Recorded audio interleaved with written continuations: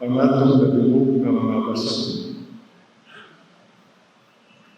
Adunay nagkalain-laing mga tema. Apan kung ako'y pasultiyon, matubo nato kini sa usala mang kapulong sa in-English. Kining pulungan mao ang discernment.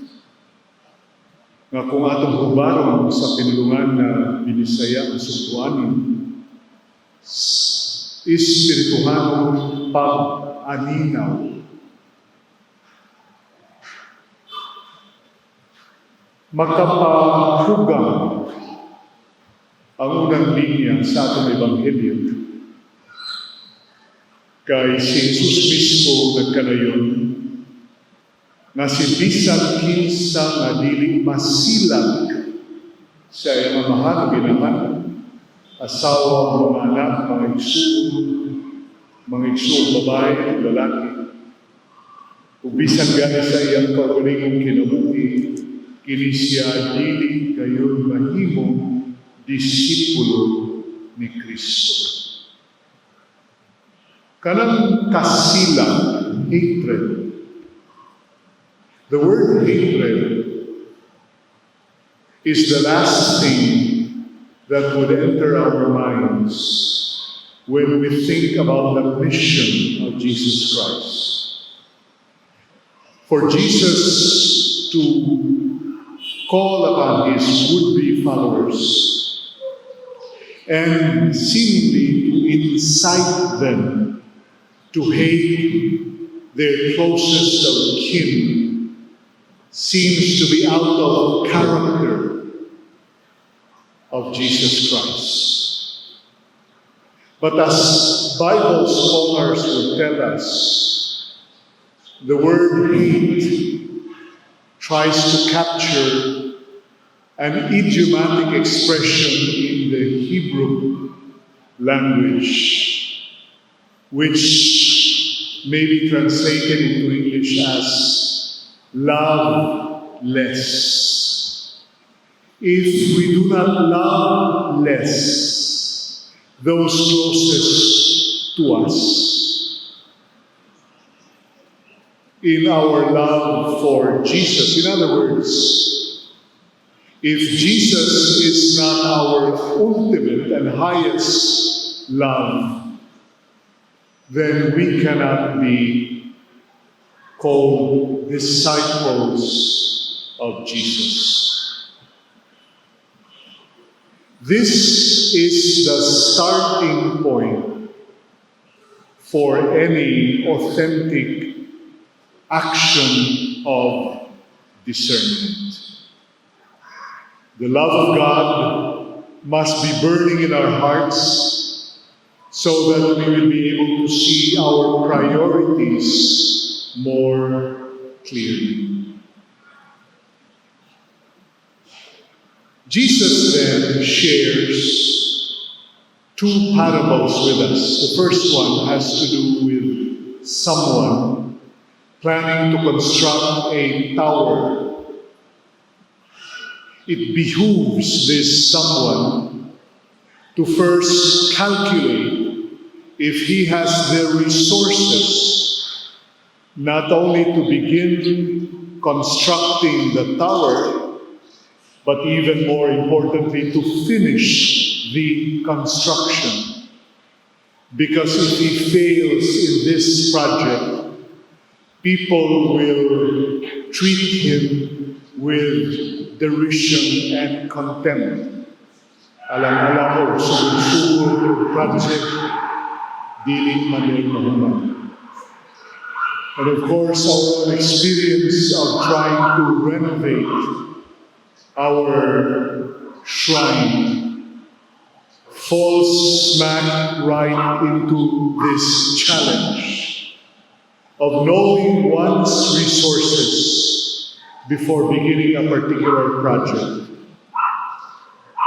Then the other parable talks about a king marching into battle with another king who seems to be stronger than him because he has twice the number of soldiers that he has. The king who is about to wage war must weigh the odds of defeating the other king. If the odds are stacked overwhelmingly against him, then he should sue for peace before he is destroyed by the other king. Kining duha ka mga sambingay, kung ako'y pasultiyon, adunay kalambigitan sa akto sa pag-aninaw, discernment. Discernment might sound highfalutin or very spiritual, but it actually is making decisions, especially during defining moments in our lives. We make decisions every day. And some decisions happen, and when it happens, we say, what happened? We are not even aware that we were meant to make certain decisions. Some of us allow others to make decisions for us. Sometimes it has to do with the fear of failure. If that fails, then I can always point my fingers to somebody else. And so we allow others to make decisions for us.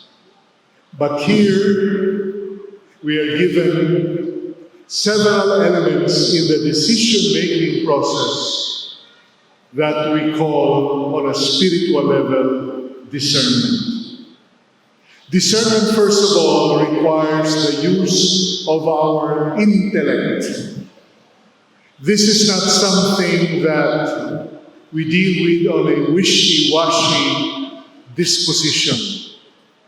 We need to use our God-given power to reason out, to weigh the consequences, to weigh the odds. Sa pagtimbang-timbang, gihatagan kita sa gahom sa Ginoo sa paghimo og desisyon. Ug mao kini ang atong nadungog diri, usa ka magtukod, usa ka magsugod og major renovation, timbang-timbang na tanaw nila if you have the resources. And the second situation is that when push comes to shoving, are you ready to pit all your resources?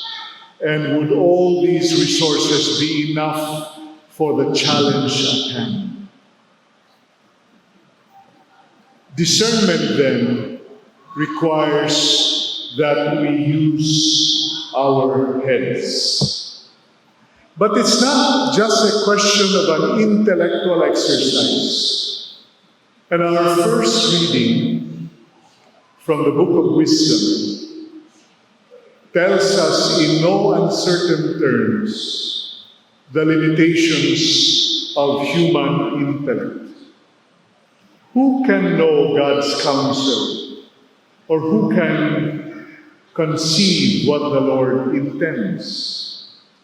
For the deliberations of mortals are timid, and unsure are our plans. When we undertake a discernment process, we are not alone. It is within the backdrop of God's plan for us, God's desire for us to be happy, that we deliberate. Importante nato ning hinungduman. Kaya atong Ginoo adunay overall plan alang kanatong tanan. Unsa may tumong sa iyang pagmugna kanato. God created us to know Him, to love Him, to serve Him in this life, so as to be happy with Him in the next life. Each one of us here, mo ginatong purpose. But as we grow older, as we make certain decisions, choices, we either move towards that purpose or away from that purpose.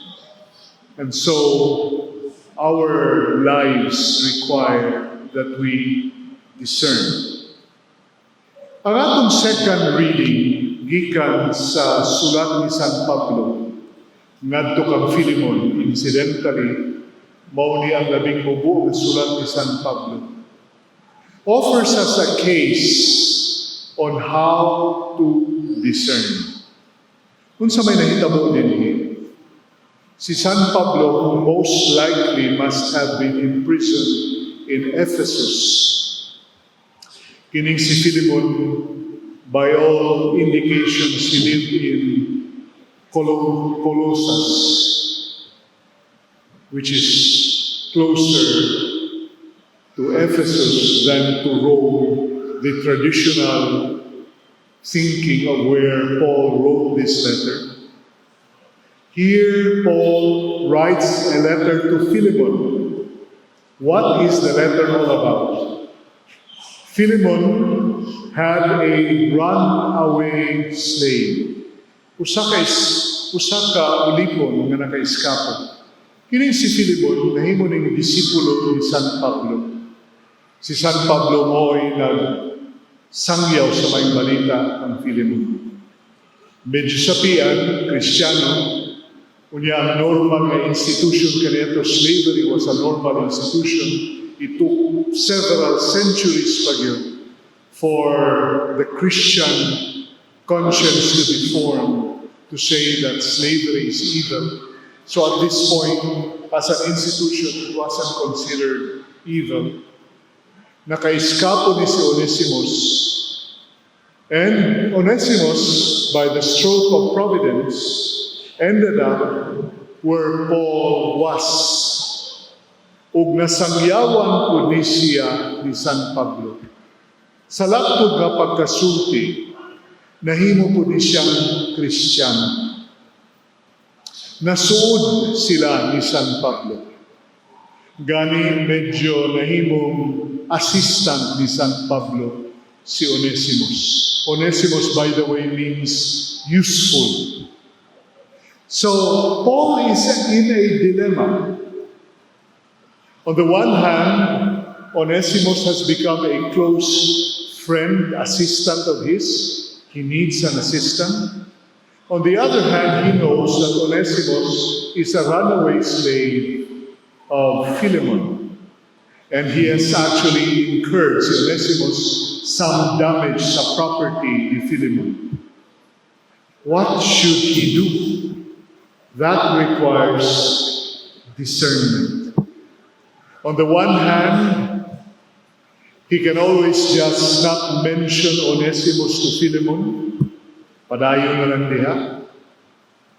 On the other hand, disciple po niya si Phmn, he owes it to Phmn to restore the runaway slave.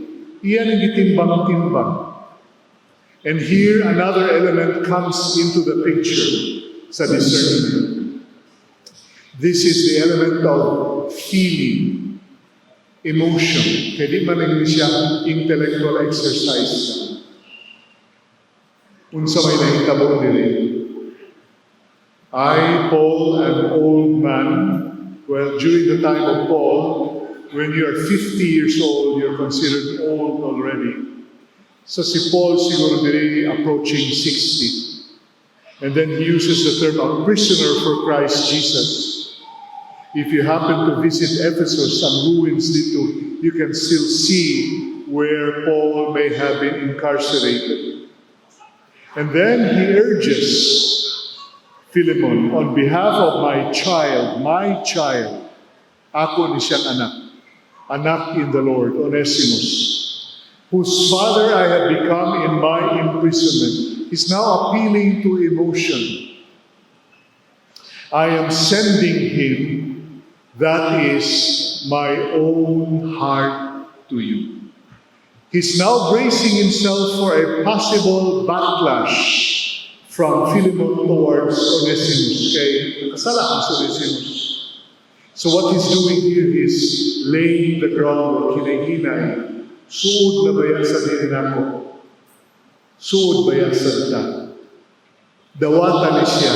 O imo ni siya dawaton, murag imong gidawatan akong kasing-kasing. And then, I should have liked to retain him for myself, so that he might serve me on your behalf in my imprisonment for the gospel. But I didn't want to do anything without your consent, so that the good you do might not be forced but voluntary. Tanawa na guding gihimo ni San Pablo, ni-discern din siya.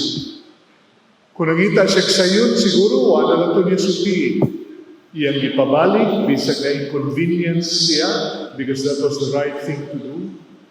And then here, perhaps this is why he was away from you for a while, that you might have him back forever, no longer as a slave, but more than a slave, a brother. He's not asking Philemon to abolish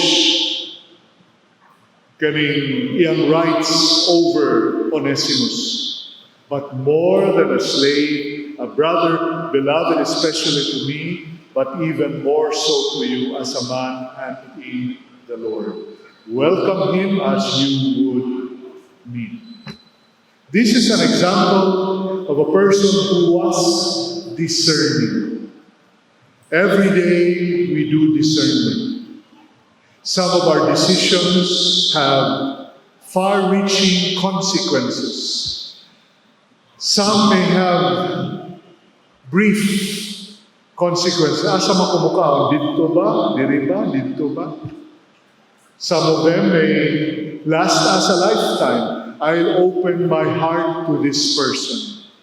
I will reveal myself to this person. And then you have a friend for life, or perhaps someone who will use that information against you for life. Only God knows. Discernment, importante gini kayo mga igsoon. So diri sa atong ebanghelyo,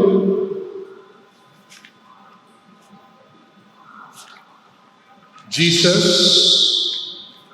invites his followers